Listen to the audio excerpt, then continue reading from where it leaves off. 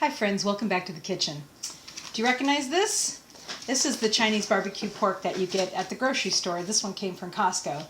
Now, I've eaten this. I don't think it's too bad, but it does have a bunch of chemicals in it and some artificial colors in it. And what if I told you that you could make something like this cheaper and in less than an hour of hands-on cooking time, and it's 100 times better? Because that's what we're going to do today. Now, if you grew up in a small town like I did, the Chinese food restaurant that you loved when you were a kid was probably a Cantonese restaurant.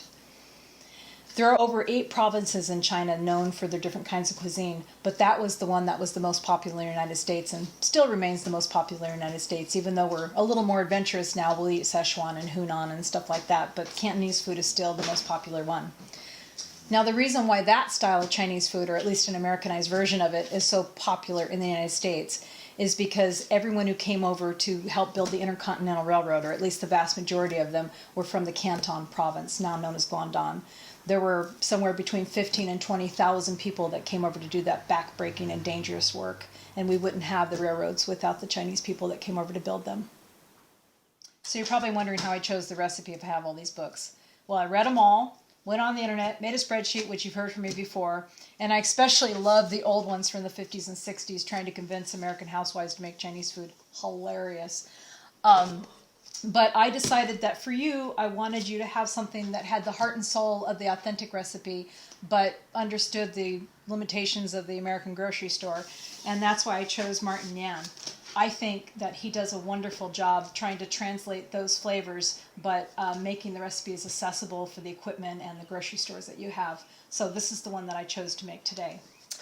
However, I will say that I've also made the one out of this book, and her name is Eileen Yin Fei Lo. I hope I pronounced that right, Eileen. This is called Mastering the Art of Chinese Cooking, and this book is fantastic. I did make the barbecue pork recipe out of here, but the ingredients are much harder to find. But if you really want to dig into Chinese food, this is the book I would get. So this recipe has several ingredients, but it's very simple. You're making a marinade, put it over your meat or your tofu, marinating either 4 hours or overnight, and then cook it in the oven, and it's done. So I generally use what is called a boneless country-style pork shoulder rib. These are not ribs. This is basically a pork shoulder roast that's been cut into strips. They have nothing to do with ribs. They're from the lower part of the shoulder. I only get these because they're already cut, so they're really, really simple. If you don't have very many people to feed, then get a pork tenderloin. You're going to want to cut this recipe in half and probably not cook it for as long, but a pork tenderloin is great for 1 or 2 people. Okay, now we get to cook. So this is how you make the marinade. First, you start out with 1/3 cup of sugar, and then you're going to use a 1/4 cup of regular soy sauce. I'll put that in there. Hope I don't mess this up because then I have to remeasure these stuff. And then you're going to put in a 1/4 cup of hoisin sauce, and this is pretty easy to find in the grocery store. It's not hard to find at all. And then you're going to put in a 1/4 cup of honey. There is a lot of sugar in this recipe, so you're going to want to line your pan. I don't really like lining pans with foil because you got to throw it out, but you're going to have to do that, or sometimes use some sort of nonstick liner, not parchment because it gets too hot and it burns. And then 2 tablespoons of Chinese rice wine. Now, this is where things get a little crazy because when you are looking at the authentic recipes, they want you to use Chinese rice wine. But you know what? You can use dry sherry. I've seen people use sake. I've seen people use a lot of different things to make up for I can't talk, to be replacements for this. So you can use sherry, you can use sake, you can use rice wine. You can also, I think I've seen people use brandy. Anyway, if you don't have rice wine, you can find replacements for it. And then this is also where it gets a little bit crazy.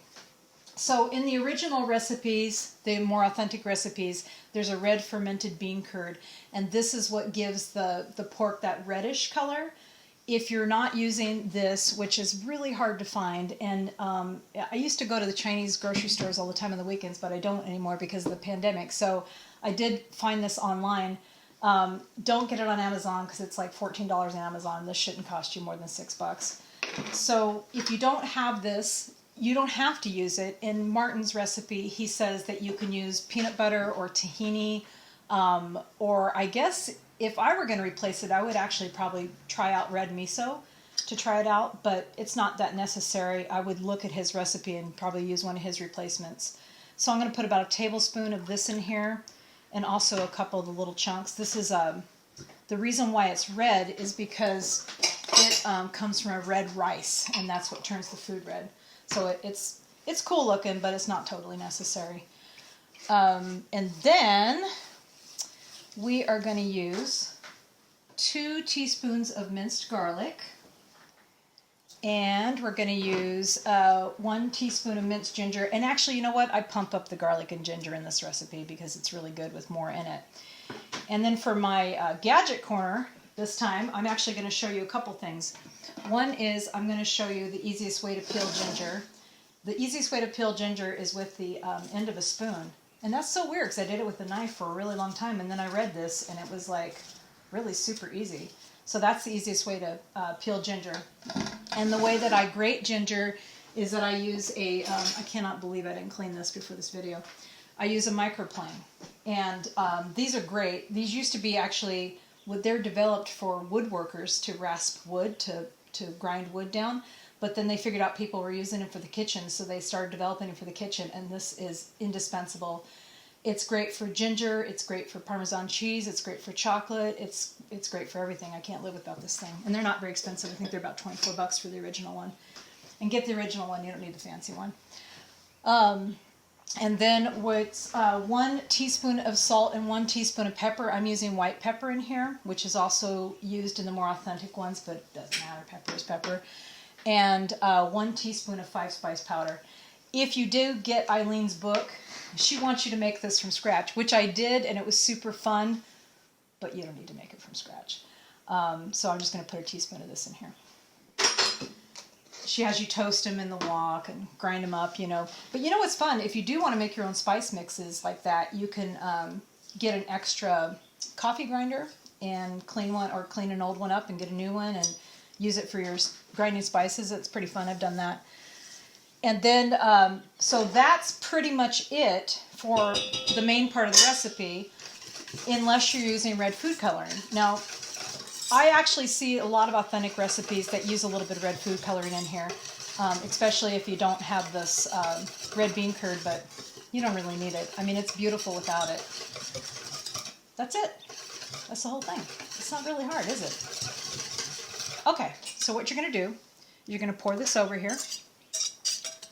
And you're going to want to make sure these guys are fully covered with this. And I didn't want to use my hands, but I'm going to have to. You want to make sure they're fully covered. And then you put a lid on this bad boy and cover it up and put it in the refrigerator overnight. Just do it before you go to bed, or do it after dinner and put it in there. Or you can put it in for about 4 hours if you want to make it that day.